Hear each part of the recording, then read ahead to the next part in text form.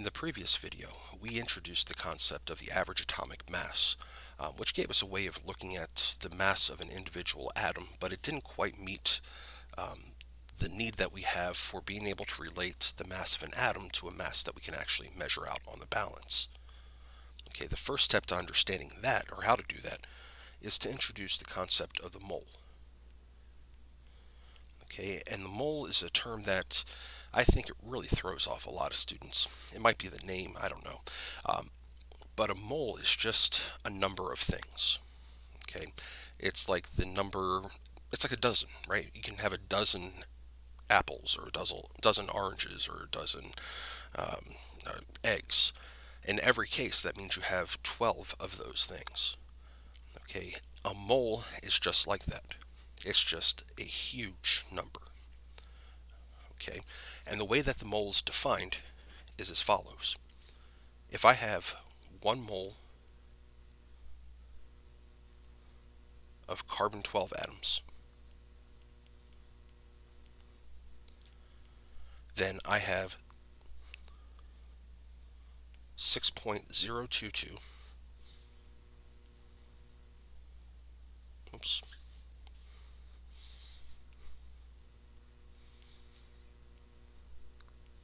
times 10 to the 23rd carbon-12 atoms. Okay, and again, this is just kind of the first step in the journey to linking the mass of an atom to the mass that we can measure out. Okay, and again, it's just a number. We could, in principle, use the word mole just like we use the word dozen. Just like we could have a dozen apples or a dozen donuts, we could have a mole of apples or a mole of donuts. The thing is that this number, 6.02 times 10 to the 23rd, is so huge that it really doesn't make much sense to use it for anything that we can see with the naked eye. For example, if you had a mole of oranges, you'd have enough oranges to cover the entire planet, piled up several miles high. Okay, or if you had a mole of grains of sand, you would be the proud owner of every grain of sand on every beach on this planet. Okay, so it's a huge number that's not really practical to use for anything that we deal with on a daily basis. But it's very handy when we're talking about chemicals, atoms, molecules, and things of that nature. Okay, so now that we have this relationship here, what we can do is we can link the number of moles of an element to the number of atoms of a given element. Okay, and the conversion factor is going to be the relationship that I just drew here. Okay, incidentally, this number, just the number here, is referred to as Avogadro's number.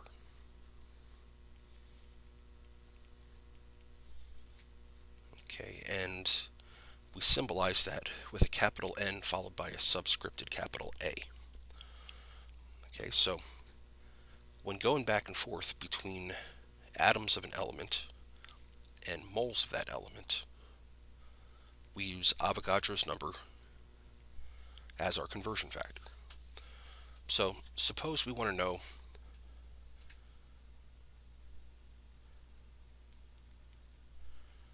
how many, let's say, sodium atoms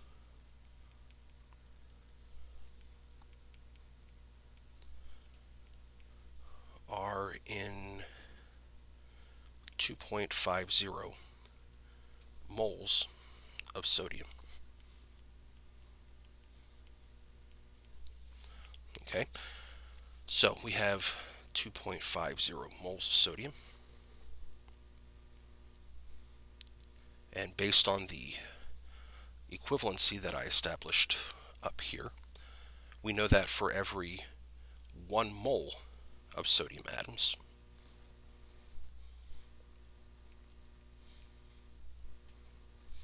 we have 6.02 times 10 to the 23rd atoms of sodium.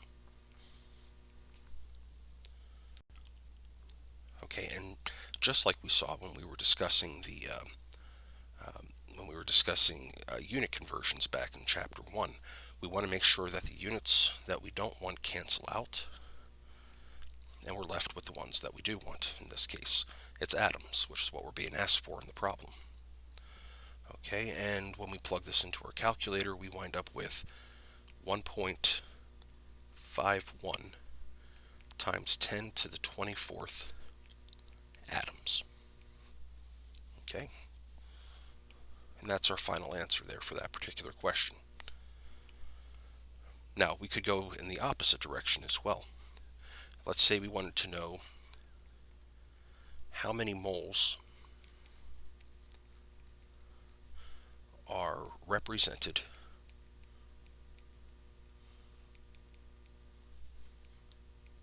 by, say, oh goodness,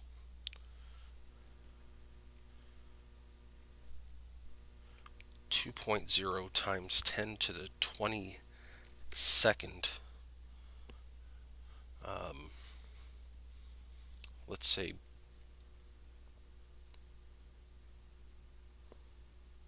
neon atoms.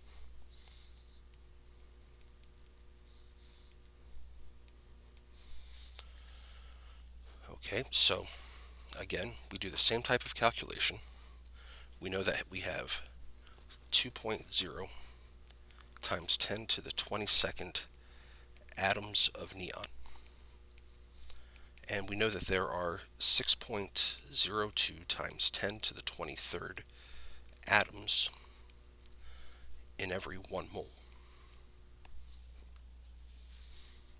Okay, again, you can see here atoms cancel out and we're left with moles. And what we can do now is just plug this into our calculator.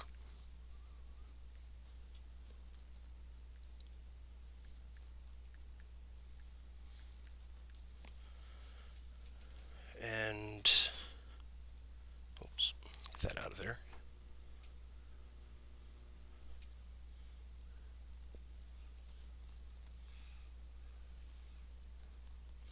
And then we wind up with 0.0332 moles of neon. And again, that's our final answer. Okay, so that's how we convert back and forth between those two. Now, we can take this one step further by recognizing how the mole was originally defined. So originally, the way that the mole was defined was that 1 mole was said to be equal to the number of carbon-12 atoms in 12 grams of carbon-12. In other words, if I have 12 grams of carbon-12, then I have 6.02 times 10 to the 23rd atoms of carbon-12. Okay, so this is actually pretty convenient because if you think about it, 12 grams was also the atomic mass of carbon-12. Now, of course, we don't normally refer to the actual masses of particular atoms because that's not very useful, because we know that most of the atoms, or I should say, most of the elements that are in nature are composed of a number of different isotopes. But if we know that the average atomic mass of carbon is equal to 12.01, then what we can say is that the molar mass of carbon is equal to 12.01 grams per mole, which is very convenient because that's the number that's on the periodic table for each one of these elements.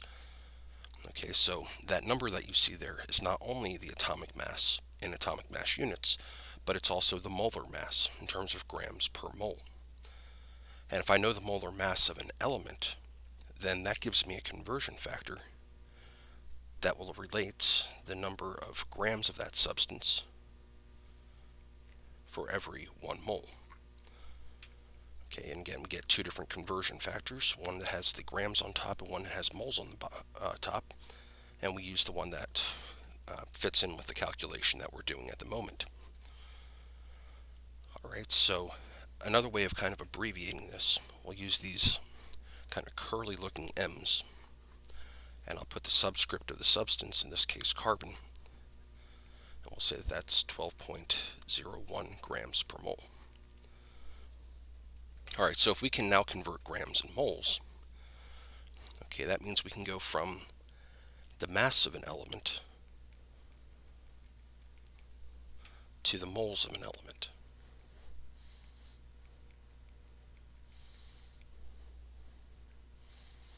With our conversion factor being the molar mass.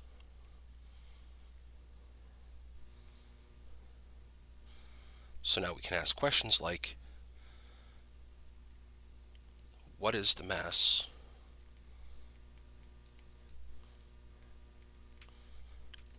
of 0.250 moles of carbon? Well, I have 0.250 moles of carbon, and I know that for every 1 mole of carbon, I have 12.01 grams of carbon. And we plug this into our calculator, and we wind up with 3.00 grams of carbon. Okay, we can also go the other way with this, and we can say how many moles of carbon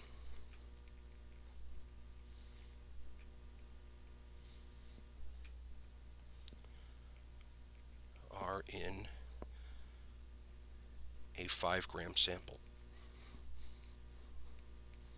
assuming that that sample, of course, is all carbon. Okay, so we start off with what we're given, which is the 5.00 grams of carbon. Again, we know that there are 12.01 grams of carbon for every 1 mole, but this time we want the grams on the bottom, which puts the moles on top, which is what we're calculating for. Again, we can plug this into our calculator, and we wind up with 0.416 moles of carbon. Okay, now there's one more step that we can take with this, and this is the important one. You see, now we know that we can go from the mass of an element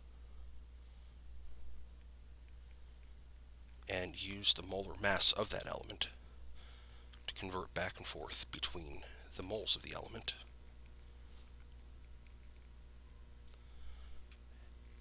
And then we can use Avogadro's number to convert back and forth between the moles of an element and the atoms of an element. And hopefully you can kind of already see what's happening here. What we've given ourselves a way to do is to convert the mass of an element to the number of atoms of that element. Okay, so let's try that out. So let's say we want to know what is the mass of 4.5 times 10 to the 24th atoms of carbon.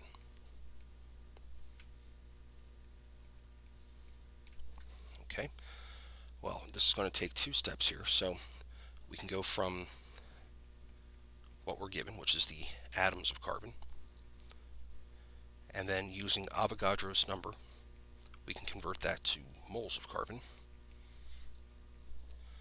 and then we can use the molar mass of carbon to find the number of grams of carbon.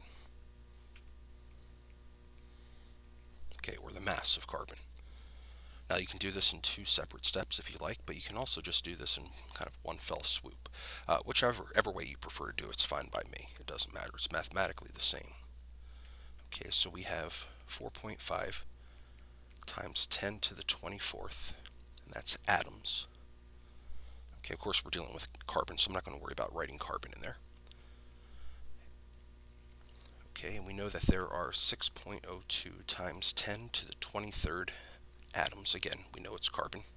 I'm not going to worry about writing it in for every 1 mole of carbon. Okay, so notice atoms are on the bottom, moles are on the top. And then we're going to convert from moles to grams. So we're going to put the molar mass in, so 12.01 grams of carbon for every 1 mole. And as usual, you can see the units canceling out. We're left with grams, which is what we wanted. Okay, and again, I'll just plug this into our calculator.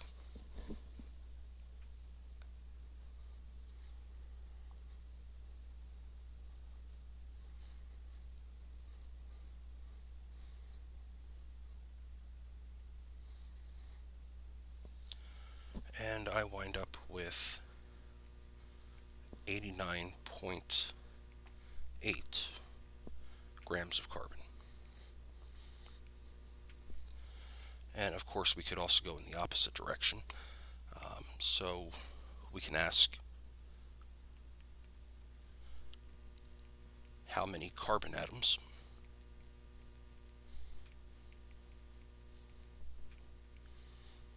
are in a, say, 7-gram sample.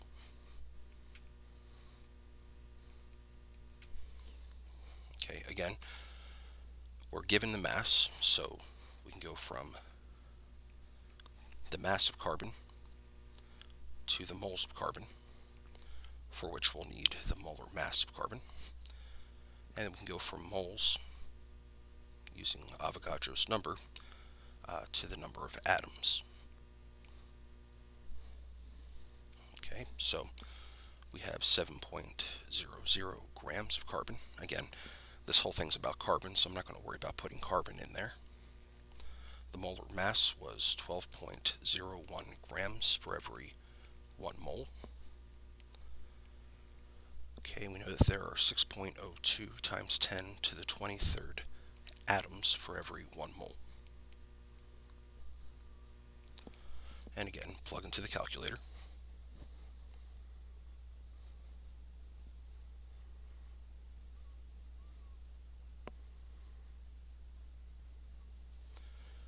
And I get 3.51 times 10 to the 23rd carbon atoms. Okay, so now we have it. Now we have that link between the mass and the number of atoms. And in the next video, we're going to look at how we can deal with molecules instead of just atoms of elements.